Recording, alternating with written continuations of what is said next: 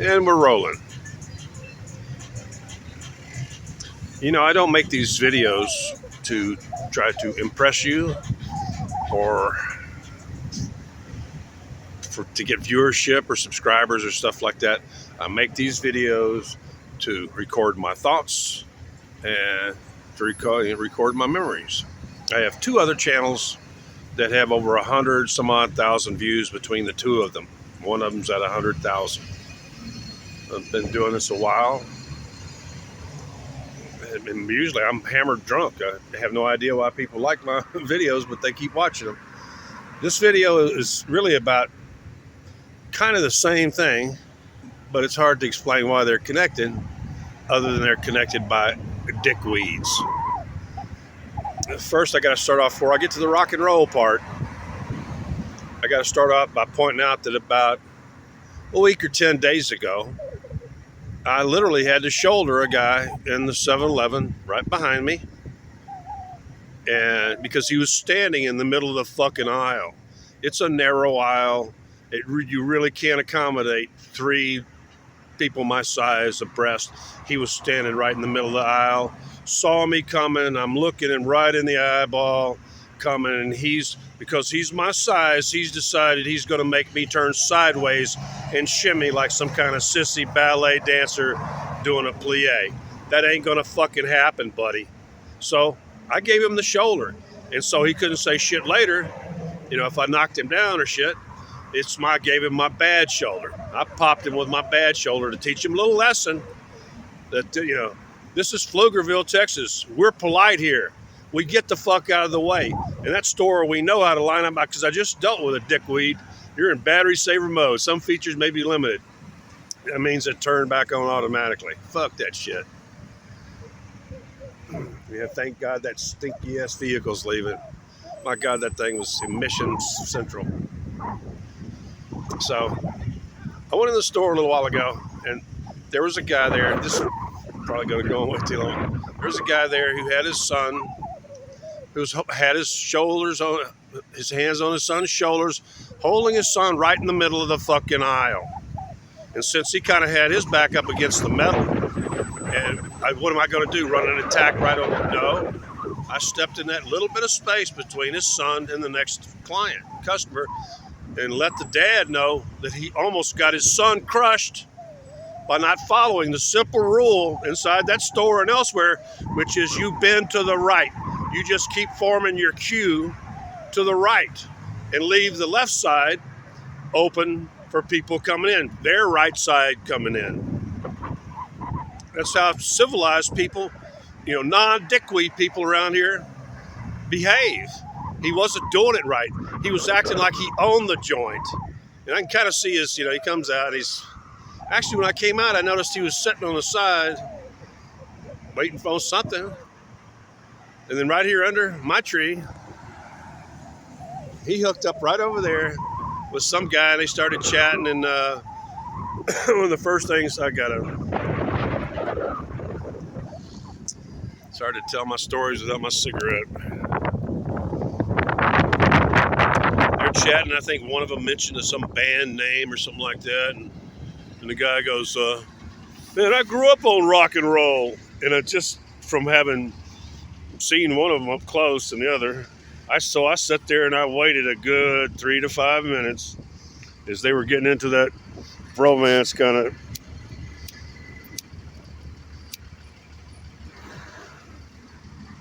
Then I turned my wheelchair around, rolled up to him a little bit, and I said, you two fuckers weren't even born by the time rock and roll was already dead. Rock and roll died in 1972, maybe one more in 73, and Peter Frampton's album in 1976 was the eulogy. Yes, we know you have a small penis. You don't have to remind everybody. Do you feel like we do? Frampton Comes Alive, biggest selling album of all time at that point in time. Like over 5 million, I think, the first year. And really, Frampton's album is considered to be the last of rock and roll.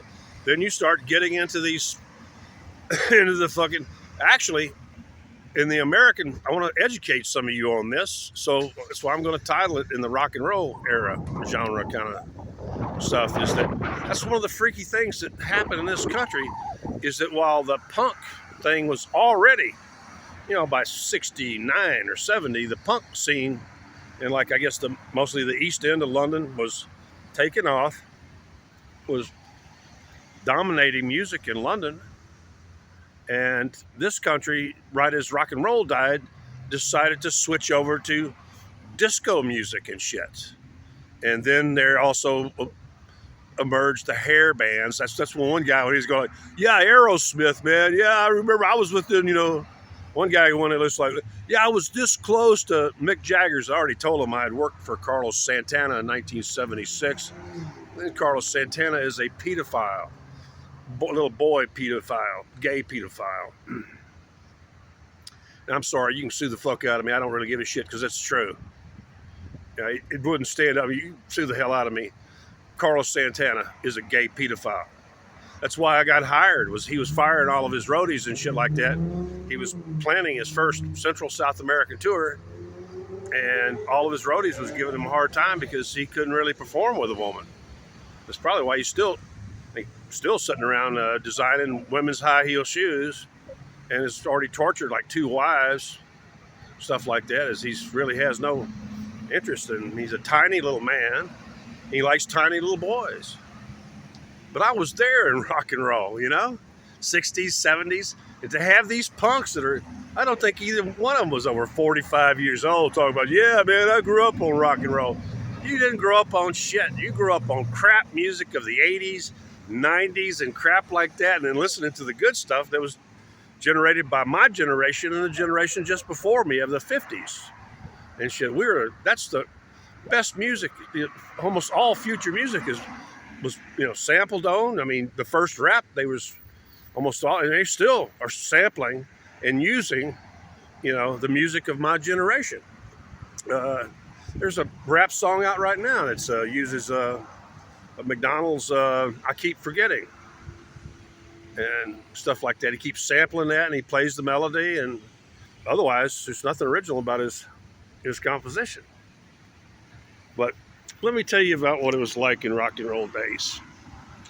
You young children who go around talking about, yeah, I was raised on rock and roll. You were raised on hair bands, gay crap like that.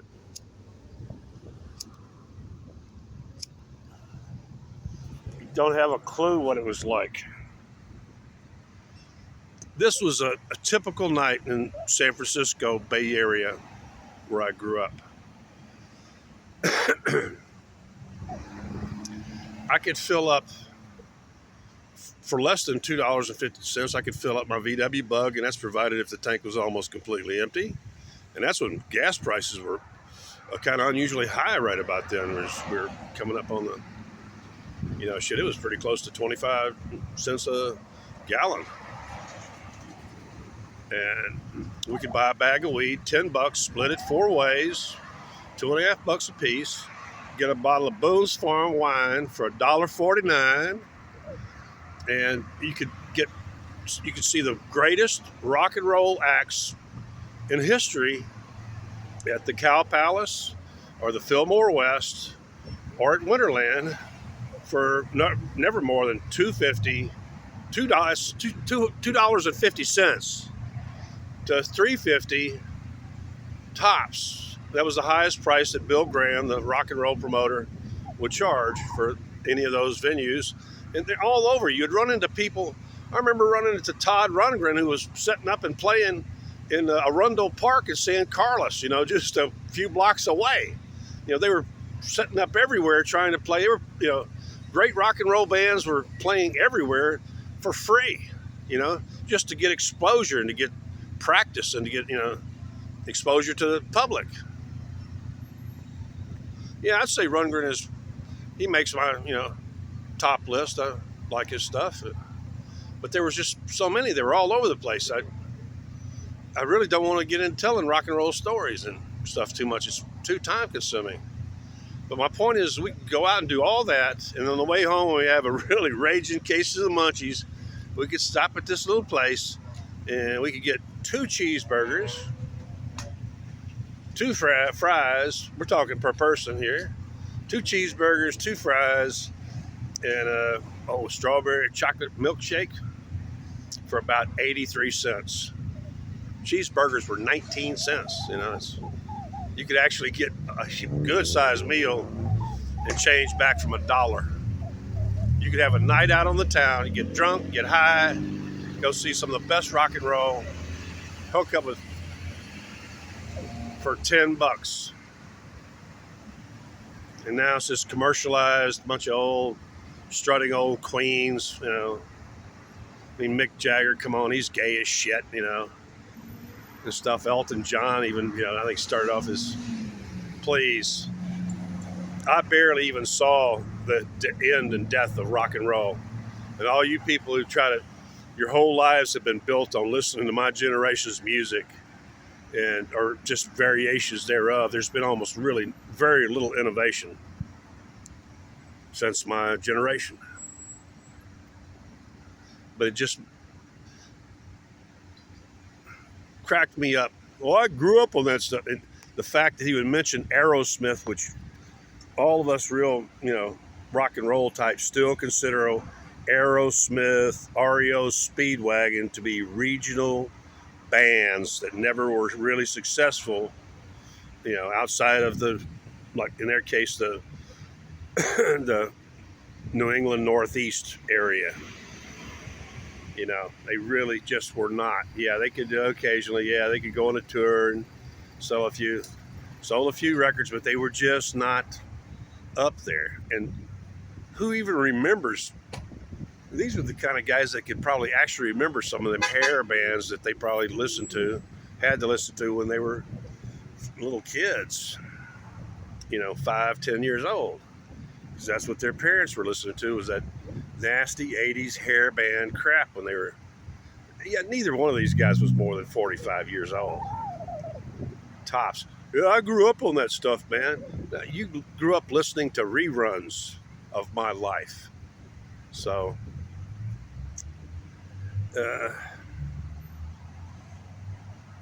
this is such a radically different world now. The whole punk thing, grunge thing, you know, suicide gangster thing and shit like that. The lack of creativity, the just general, just overwhelming depression expressed by your generations and stuff like that. So why don't you just kill me? It really tells me everything about the generations that I have to deal with all the time. And why you have such bad habits and bad behaviors, like standing in the middle of the fucking aisle when people are coming in and out the door. So I'm going to cut it that around 13, 14 minutes. But yeah, I grew up on rock and roll, and that's why I'm here standing in the middle of the aisle. Can't figure out how to move my ass over for incoming traffic. Because I'm a dickweed. I'm the son of a dickweed. Yeah, obviously. Fucking losers. Seriously, I grew up on rock and roll. No, you didn't. Rock and roll was totally dead by 76. Really, I challenge anybody to name below me a really, truly awesome rock album produced after 76 that was really, no, it all went to pop music and crap. Disco, pop, and shit. I know you're doing that deliberately, asshole, dickweed. So, that's about it. That's what it was like to be a teenager in the 60s, early 70s in the San Francisco Bay Area. It was nothing like what these guys were brought up on their overpriced hair band garbage music generation. And really, these generations, I will finish with this. I was at the West Oaks Rehab and Skilled Nursing Facility. And one of the guys, the attendants, the front door guy, he'd go out to smoke with us on the smoking deck and shit like that. And he actually had the audacity to look at my generation. And actually, I was the oldest one there. and say your generation's music sucked and stuff. And I just looked at him like, well, you suck dicks, you know. Fuck you, dude. Because the music of his generation is absolute mind altering, slow trance music or garbage. You know, they all use that, what do you call it, the auto tuning and crap like that. You know, they've got, what, they got a beat? It's not really even much of a beat.